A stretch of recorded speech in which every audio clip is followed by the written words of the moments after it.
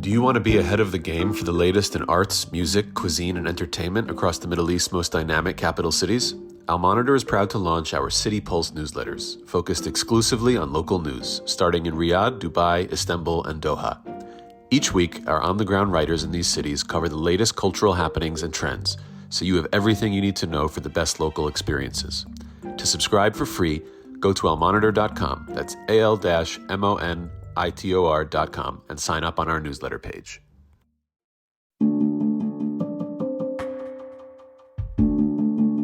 Welcome to On the Middle East, Al Monitor's podcast on the big and interesting stories in the region. My name is Amran Zaman, and today I'll be discussing the escalating conflict between Israel and Iran and possible US intervention on the side of the Jewish state. With me here to discuss the prospect of regime change in Iran after more than 4 decades of clerical rule is Iranian scholar Hamidreza Azizi, who is a visiting scholar at the German Institute for International and Security Affairs. So welcome to our program, Hamidreza, and thank you so much for making the time because I know you're highly in demand. Thank you so much for having me. It's always a pleasure talking to you. Well, of course, you're from Iran, your family is in Iran, you have lots of friends in Iran, so this must be a very, very difficult time for you. And to sort of distance yourself from that all and sort of analyze the situation, of course, is hugely challenging, but you always do a stellar job, Hamidreza. So let me start by asking you, what does Israel really want in your view? Well, the way I see it, and this is something that I have said since the very first day of this war, that Israel is applying its Lebanon playbook on Iran step by step. I mean, the way it started, the way it is ongoing, and the rhetorics, the statements coming from Israeli officials, they all indicate that the objectives of this war for Israel go beyond merely dismantling Iran's nuclear program, or, as they say, removing the threat of Iran's ballistic missiles and so on. Because just like what they did to Hezbollah, the first wave of attacks targeted significant individuals within the system, top military commanders, basically the top chain of command in Iran's armed forces, especially the IRGC, and also the nuclear scientists. And at the same time, of course, there were attacks against Iranian offensive and defensive capabilities. So that would make sense in terms of course, depriving Iran of the ability to respond through a shock and awe operation, and then to go for taking out basically Iran's nuclear facility. But it turned out in a different way.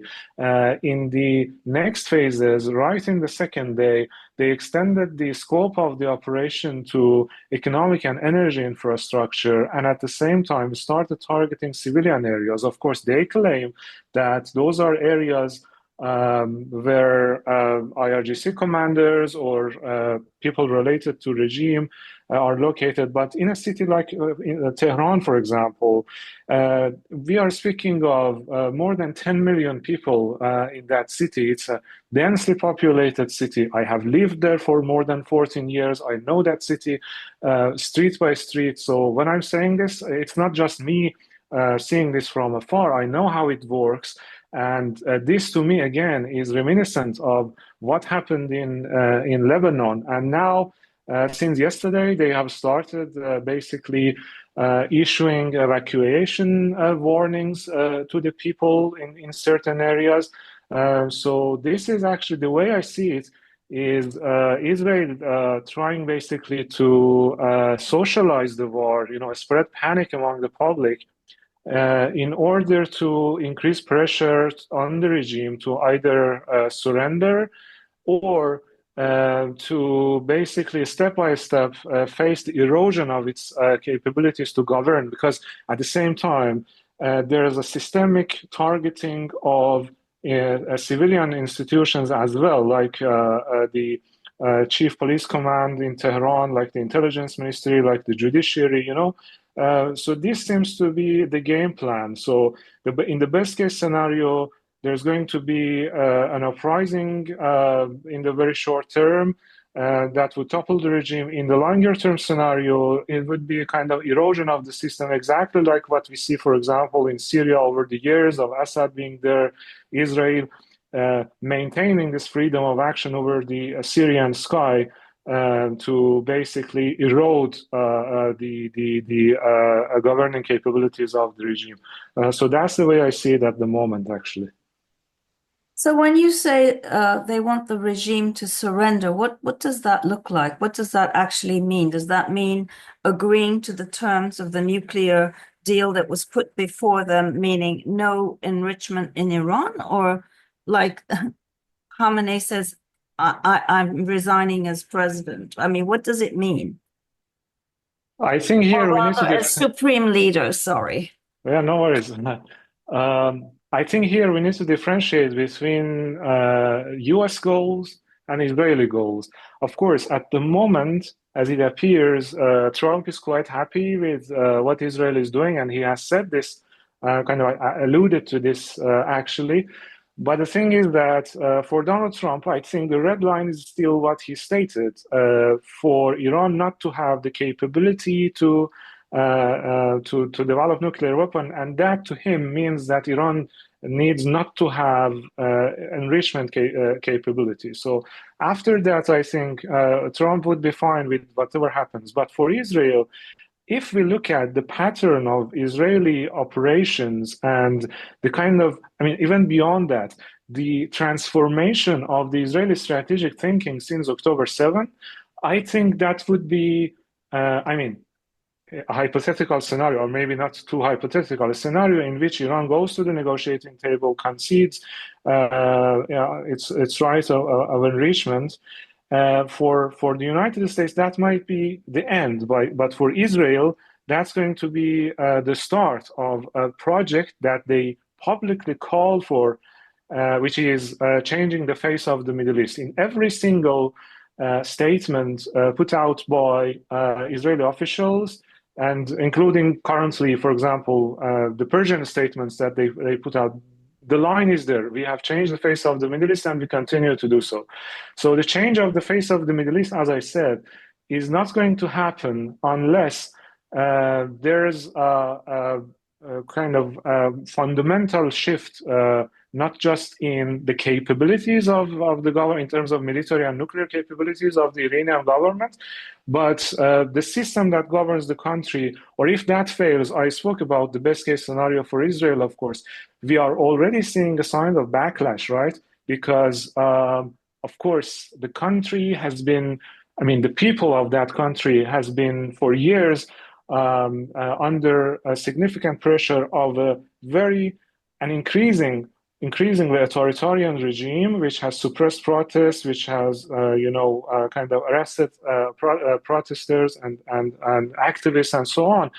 But instead of uprising, now they feel themselves, because I talk to people, I follow social media every other minute, and there's a sense of getting caught between two evils. And that's very bad, Instead of a kind of a sense of an opportunity to take, they feel on one hand their country is under foreign invasion. On the other hand, they feel no sympathy. So it's a kind of a state of paralysis for a majority of the public instead of a motivation to act. Today's transformation of the Middle East is at the center of global geopolitics. Whether you're an analyst, diplomat, executive, or academic, you need the best reporting and analysis to understand what's really happening on the ground and what it means for the world. Al-Monitor is the award-winning independent leader in Middle East news. From Riyadh to Beirut, Abu Dhabi to Doha, and Baghdad to Tehran, our team of over 100 expert journalists report daily on the top stories driving the regional trends. Download our mobile app and subscribe to Al-Monitor to follow what leaders and decision makers are reading every day. Go to almonitor.com, that's AL-MONITOR.com, and use promo code POD25, POD25 for a discount.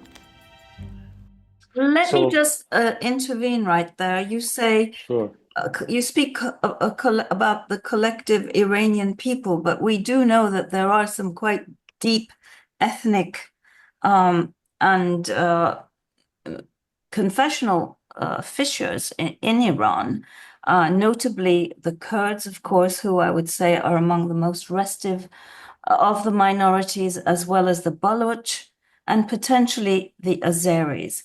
So when we compare what Israel is doing to Iran with what unfolded in Syria and prior to that in Iraq, we can foresee a fragmentation of the country, can't we? Which would accelerate what you described initially as the erosion of the state and its control over the country.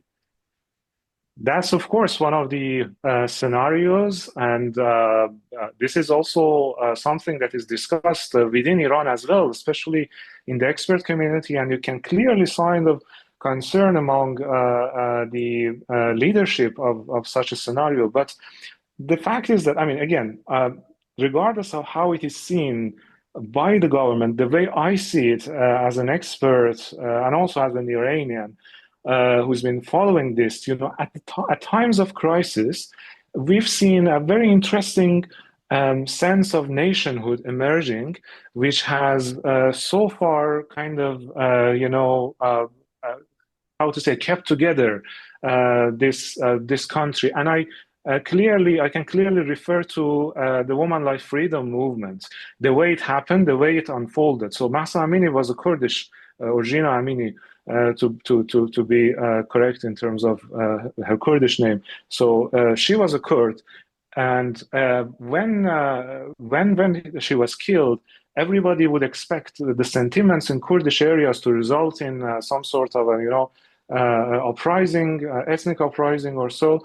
But then we saw actually other ethnicities, even Azeris, coming out in support of the Kurds, and then there was this sense of nationhood. And now we are seeing that also to some extent. For example, Maulavi Abdul Hamid, who's the Sunni cleric of Zahedan. We know that Sistan and Baluchistan is also a very restive region, and the people have been under huge suppression as well. And this person, he has been always under pressure and accusations by the government, but he was among the first who came out and condemned the Israeli attack.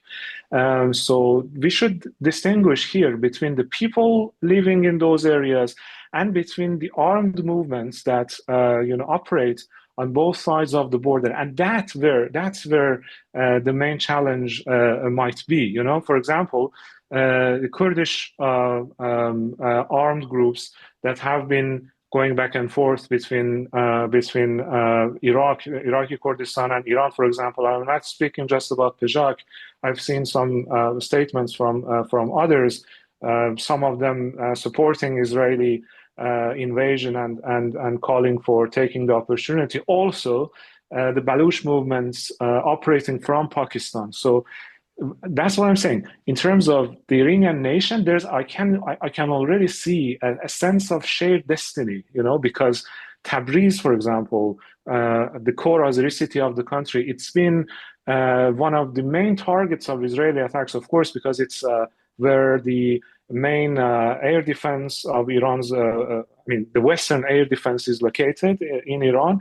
But anyway, we can see this in a longer term scenario. If the erosion happens, as you mentioned clearly, and I agree with that, in a longer term scenario, if Israel successfully takes out those civil government capabilities, and the erosion happens and growing public dissatisfaction, then those groups may get activated. But there's another concern, which I think is valid. We still don't have indications, but some experts have been warning about that as well. Look, one of the striking things about Israeli attacks was that, from the very first day, was that it was accompanied by the activation of a huge network of sleeper cells within the country. So just imagine, they had established drone assembly factory at the heart of Iran. And then it wasn't just, like in the case of Ukraine attacking Russian bases, bringing them from outside. They were produced there, and they were there for years. So this brings me to my next question, which I think is a very important one. I mean, hasn't this regime kind of brought this situation on itself? I mean, clearly, the level of penetration by the Mossad, by Israel on the one hand, the diplomatic gaffes, failures, the whole sort of proxy system that they, thought they were using so effectively, that was smashed up so quickly by Israel. The people surely recognize the regime's failings as well, as they suffer attacks. Absolutely. And civilians die. I mean, they must surely be pointing the finger of blame at the regime as well, not just at Israel and the United States. There are three words for that: arrogance, corruption, and also, kind of lack of vision for what was going on and what was happening. And of course, even among the supporters of the regime, for now, of course, at least openly, when you follow the narrative, they try not to show their dissatisfaction, but between the lines, you can clearly see how shocked they are of this whole system. The very system that claimed to be in control of basically, I don't know, 4 or 5 capitals in the region, actually did not have control over its own capital.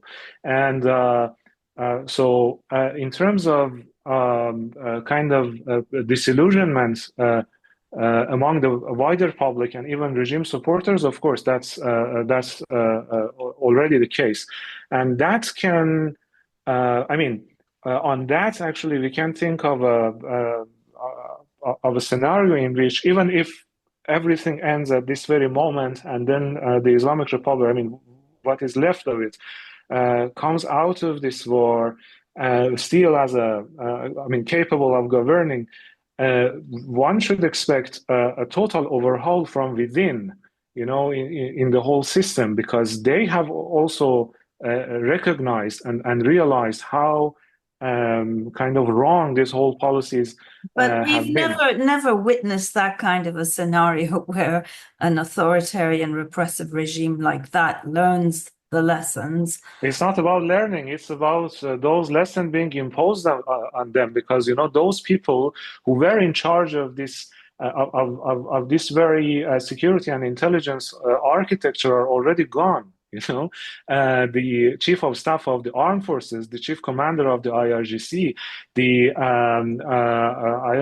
the head of the IRGC intelligence. And the thing is that, and this is very interesting, this is something that I would say outsiders are barely aware of. But I've been following the kind of dissatisfaction among, I would say, or better to say, the differences and contradictions between the old guard and the new guard. Those people who are loyal to the regime, who are connected to the IRGC, but they've been criticizing all these policies and strategies for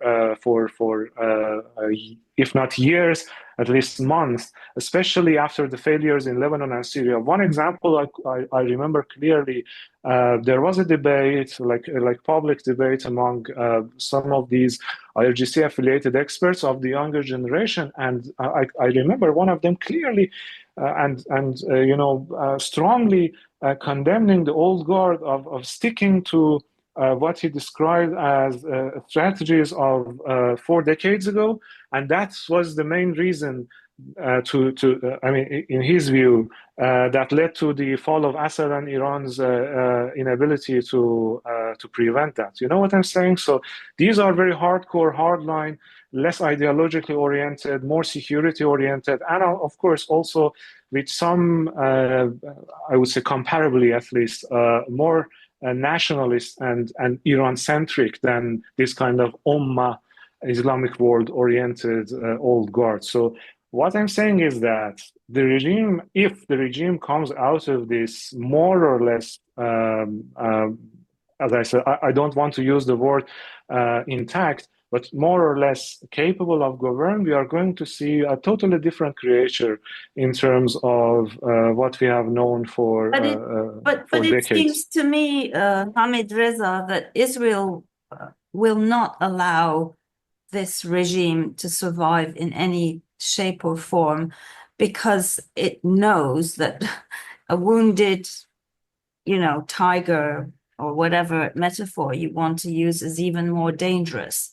That's exactly why I think, and sorry for interrupting you, that's exactly why I think, and again, there is this concern I can see in Iran that the end game here, I mean, deliberately or indeliberately, is going to be a failed state.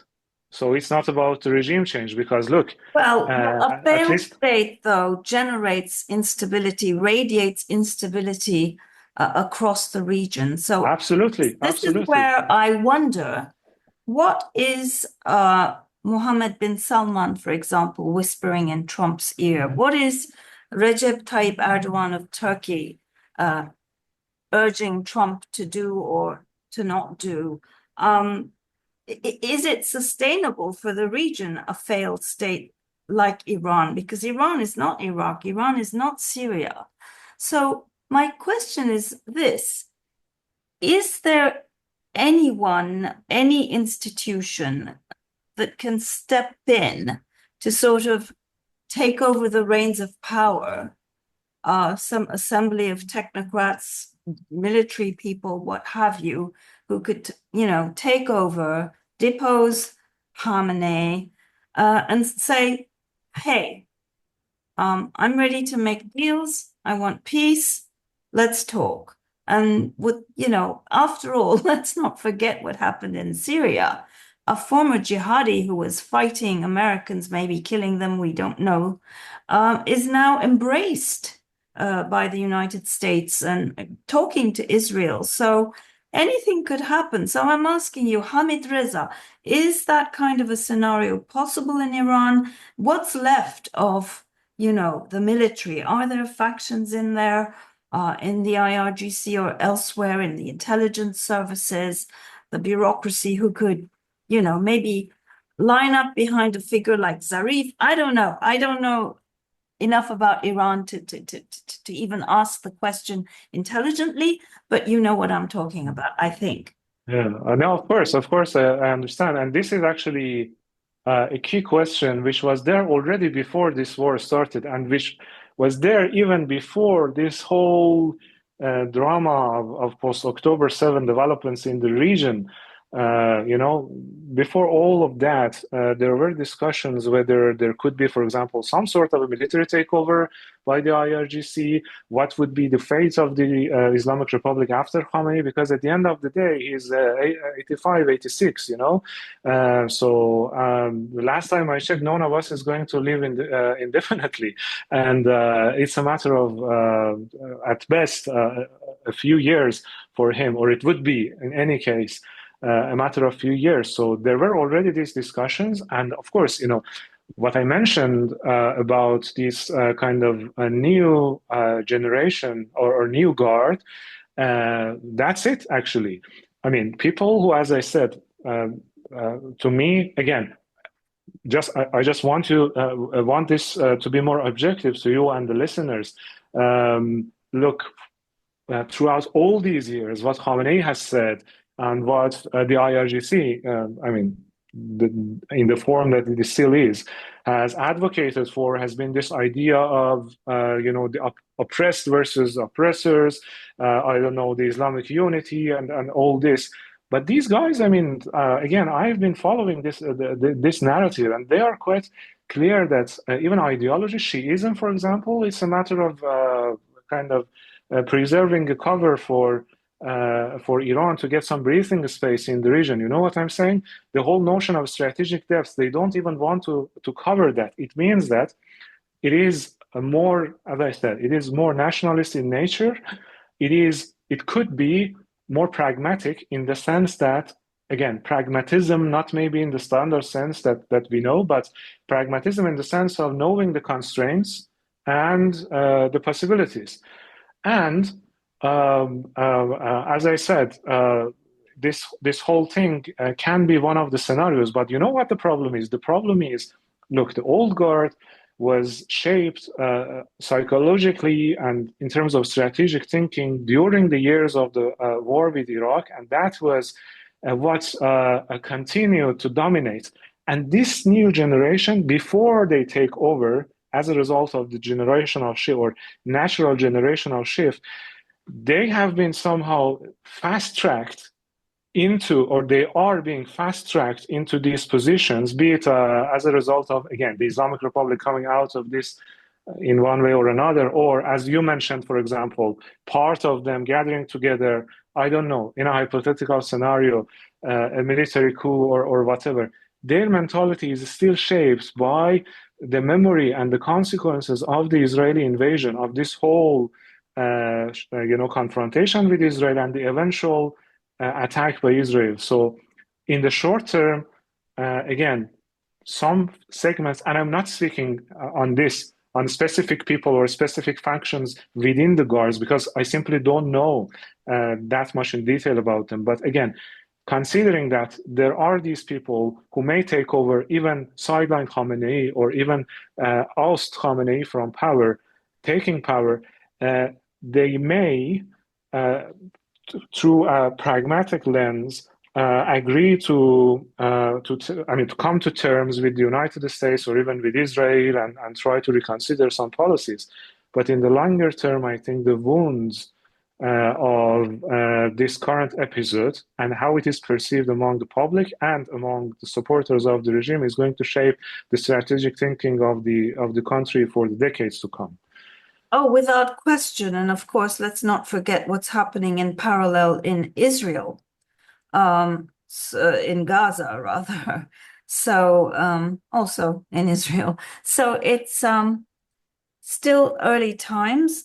A lot of this remains unpredictable, especially given who's sitting in the White House. But Absolutely. the course of events seem to be pointing towards, I would say, American intervention of some kind. And of course, it's very difficult to imagine a scenario where there would be any kind of American boots on the ground. So how they engineer this whole thing, how they conceive of the end game remains a huge question mark. We shall see. Absolutely. One final question, Hamidreza, before you go. There's a lot of hype around the Shah's son, and somebody as serious who I respect so much, Christian Amanpour, suggested that he was quite popular in Iran. Is he really? I mean, I find that so hard to believe. I mean, first of all, we don't have such thing as a census or a poll in the sense that could indicate public opinion inclination toward a specific person. What I can tell is that given how deeply emotional and patriotic the Iranian nation overall is, and how this war, as I said, the perception of a war is changing as a result of increasing civilian toll. Statements coming from people like Reza Pahlavi, for example, endorsing